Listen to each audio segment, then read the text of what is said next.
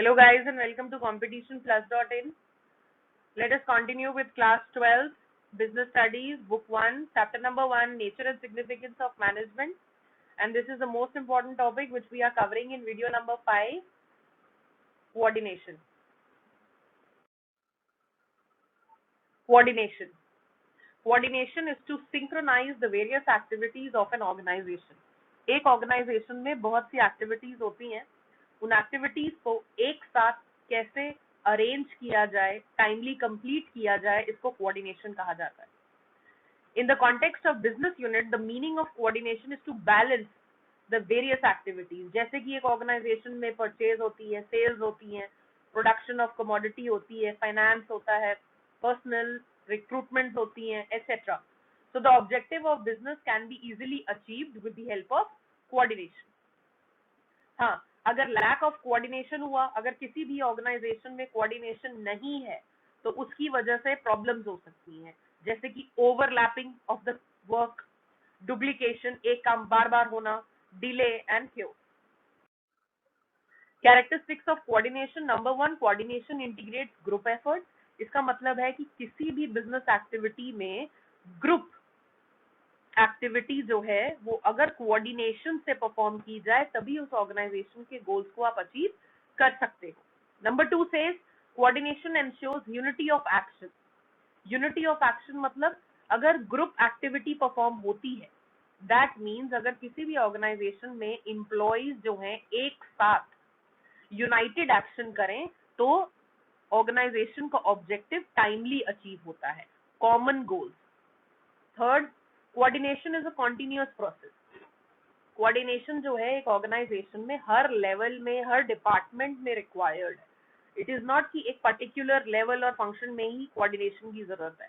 हर जगह, हर लेवल में, हर एक्टिविटी में, हर डिपार्टमेंट में कोऑर्डिनेशन की जरूरत है. ध्यान रहे कोऑर्डिनेशन का ये टॉपिक बहुत इंपॉर्टेंट है. Number 4, coordination is also pervasive in nature. इसका मतलब क्या होता है? Universal in nature. कोऑर्डिनेशन हर फॉर्म ऑफ ऑर्गेनाइजेशन के लिए सूटेबल है, हर डिपार्टमेंट, हर ऑर्गेनाइजेशन के लिए ये सूटेबल है, क्योंकि यही सिंक्रोनाइजेशन करता है एक्टिविटीज में. Number 5, coordination is the responsibility of all managers. जितने भी मैनेजर्स हैं कंपनी में, ऑर्गेनाइजेशन में, टॉप है, मिडिल है, लोअर है, सब जगह कोऑर्डिनेशन इंपॉर्टेंट है. अगर एक्टिविटीज कोऑर्डिनेटेडली नहीं चलेंगी तो ऑब्वियसली ऑर्गेनाइजेशन का ऑब्जेक्टिव अचीव नहीं होगा. Number 6 and the last one, coordination is a deliberate function. Deliberate का फंक्शन का क्या मतलब होता है? डेलिबरेट मतलब अपने अंदर से एम्प्लॉइज को और एम्प्लॉयर्स को ये भावना आनी चाहिए that effectively we have to coordinate with each other. अगर कोऑर्डिनेट नहीं करेंगे, एक दूसरे के कोऑपरेशन से काम नहीं करेंगे तो डेफिनेटली ऑब्जेक्टिव अचीव नहीं होंगे and that particular organisation will be doomed. This is a very important question. Board में अक्सर ये क्वेश्चन पूछा जाता है, आपके हाफ ईयरलीज में भी देखिएगा ये क्वेश्चन जरूर पूछा जाएगा. Coordination is the essence of management. क्यों?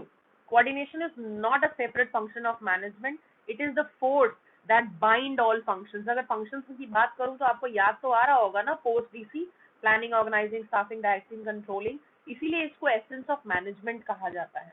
आत्मा, मैनेजमेंट की सोल है ये. It is needed in all management functions.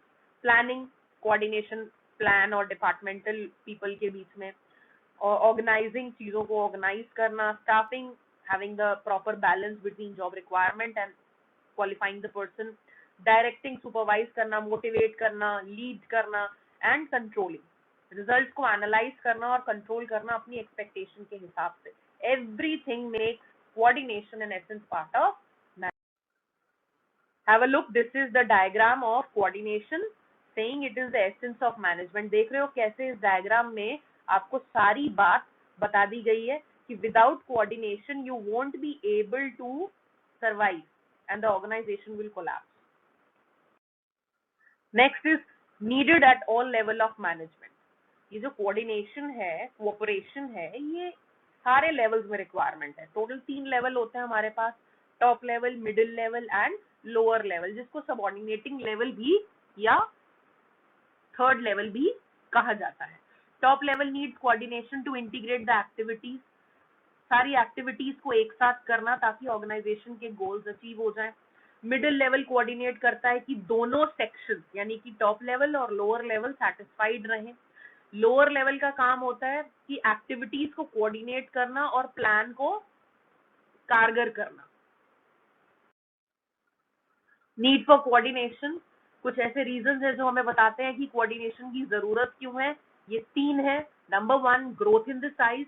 अगर ऑर्गेनाइजेशन का साइज बड़ा है तो ऑब्वियसली आपको कोऑर्डिनेशन की जरूरत पड़ेगी। So different people for different jobs is required अगर ग्रोथ है, ऑर्गेनाइजेशन का साइज बहुत बड़ा है। Next, functional differentiation. Functional differentiation का मतलब क्या होता है? फंक्शनल डिफरेंशिएशन का मतलब होता है departmentalisation and division bring fourth a motive for achievement. हम अलग अलग लोगों को अगर अलग अलग काम देंगे तो वो अपने काम में परफेक्ट होंगे, और अपने काम में परफेक्ट होंगे तो उससे टाइम बचेगा और इस तरीके से टीम वर्क होगा। टीम वर्क होगा तो obviously the organisation will achieve the goal.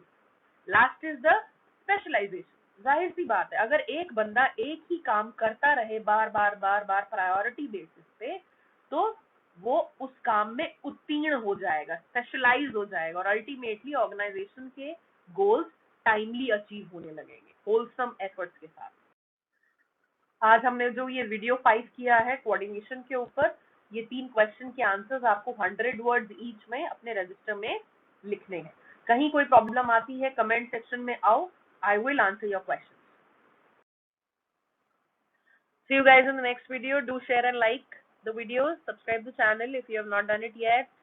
Always do good to others and don't forget to take good care of you and your parents. Thank you.